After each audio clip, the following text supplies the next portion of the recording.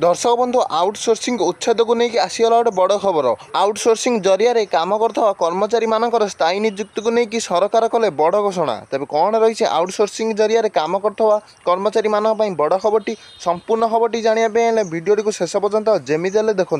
दर्शक बंधु राज्य सरकार जो विरोधी दल भाव में थिला सेतबेले सी शासन दल उपर लांछना लगाउथला कि शासन दल आउटसोर्सिंग जरिया कर्मचारी मानक नियुक्ति दौरान एवं से ठिकार काम करता कर्मचारी मानक स्थायी नियुक्ति दौना यही सब लांछना से विरोधी दल भाव में शासन दल उपर लगाउथले। दर्शक बंधु आउटसोर्सिंग जरिया जो मैंने बहुत दिन माने 10 वर्ष तलू जो मैंने काम कर जो मैंने एवं नियुक्ति पाउछन आउटसोर्सिंग जरिया दरमार बेसी तफात नहीं एवं आउटसोर्सिंग जरिया चाकरी पाई ठिका कर्मचारी मानकर स्थायी नियुक्ति करने आउटसोर्सिंग संघ तरफ हाईकोर्ट में अपील कर आउटसोर्सिंग संघ तरफ समस्त कर्मचारी माने मिलित होई आउटसोर्सिंग कर्मचारी मानक स्थायी नियुक्ति करने सरकार विपक्ष में किछि दिन तले विक्षोभ प्रदर्शन कर आसुथिले। तेबे आउटसोर्सिंग उच्छेद यह गोटे बड़ कथा। राज्य में आउटसोर्सिंग रे काम करता अनेक कर्मचारी माने बहुत दिन अपेक्षा अच्छा केबे तांकर स्थायी नियुक्ति करा जिवो। तेबे आउटसोर्सिंग उच्छेद को लेकिन हाईकोर्ट में अपील होईछि एवं आउटसोर्सिंग कर्मचारी माने स्थायी नियुक्ति पाइबा उत्त्यक्त हो सारे। तेबे आउटसोर्सिंग को नहीं जेकोसी अपडेट आसे सर्वप्रथम जनईदेवी। तेणु चैनल को लाइक और सब्सक्राइब कर दिंतु।